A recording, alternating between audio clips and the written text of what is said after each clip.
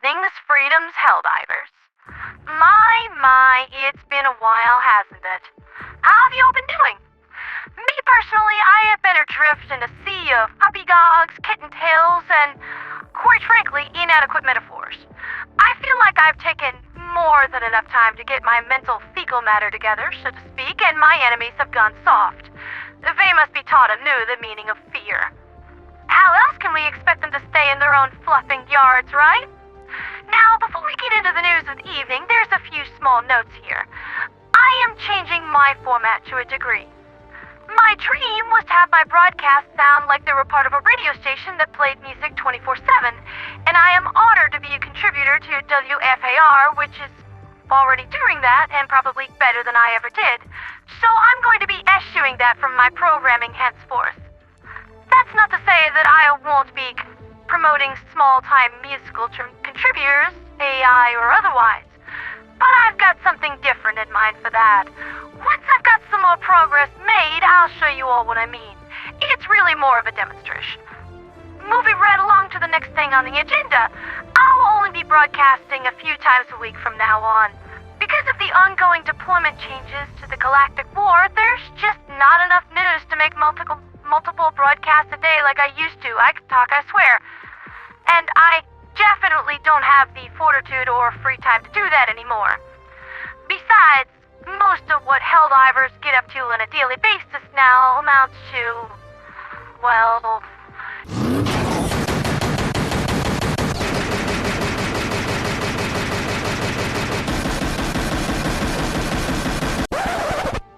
Yeah, enough of that. We're not doing the bit again.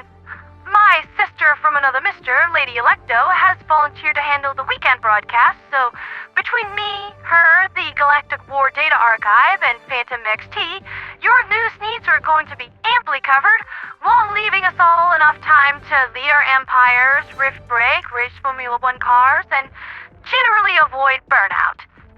Now, there might be a little bit of a rocky start until the team falls into our production rhythm again, and I can't guarantee that I personally won't have bad mental health days where I can't work or simply just don't feel like it.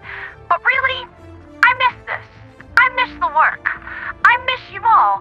I miss slamming my steel-toed boot into the undemocratic dangly bits of alien scumbags and not taking my foot away until it sounds like they've been huffing helium. So, to that end, let's take a look at news from the galactic sphere.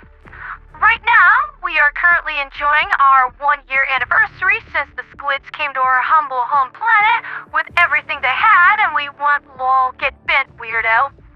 Ever since then, they have been trying to piece the shattered remains of what passes for their reproductive organs back together by messing around on the Illuminate death frontier. Some time ago, the Illuminate Order crafted atmospheric phenomenon known as exostorms over CC, and after we lost control of the planet, it had been rendered impassable, drawn into a strange void. Now, if I didn't know better, that's the exact type of spatial distortion that my planet, Angel's Refuge, uses to keep the riffraff out. But rather than quietly and stuffed with twisting little pocket of space to remain hidden, the squids don't seem to care who knows that they're in there, and every effort to penetrate the void has ended in failure. Currently, the Liberation fleet is holding position on Irulta, whose liberation is proceeding at a decent pace. But Rirga Bay is in trouble from a new brand of Illuminate scumbag, the Appropriators. These guys enjoy mechanized and drone warfare, fielding their own variant of shielded exosuit. Honestly, they're not very threatening. The Breaker spray and pray with a half choke is great for busting down drone swarms. And when it comes to Illuminate exosuits themselves, you have a variety of measures at your disposal to guarantee their disposal.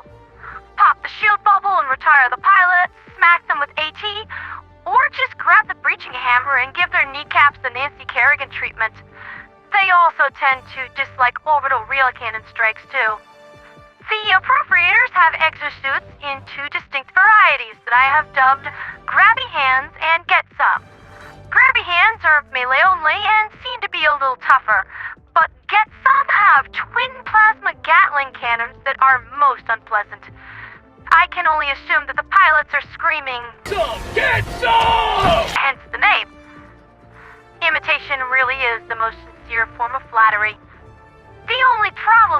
jokers and space cowboys named Reef is that there's a lot of them, and they all seem to be pouring out of the void at CC.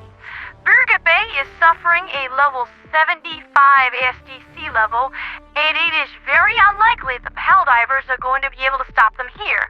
So we are practicing an approach that experts have dubbed hippity-hoppity, get off my property, comma, I have nuclear weapons. Whatever the squids are doing out there, we need to put a stop to this. Fortunately, with the recent war bond, exoship experts, we are not left lacking for firepower. This is a war bond that most Helldivers would have chilled a man for a year ago, so don't ask what they would do for a Klondike bar. I find the Lumberer particularly to my liking. Its 90mm main cannon is a deterrent in much the same way that nuclear explosions are a little bit toasty, to say nothing of its super long-range, high-pressure flamethrower offering exquisite area denial for the little fluffers.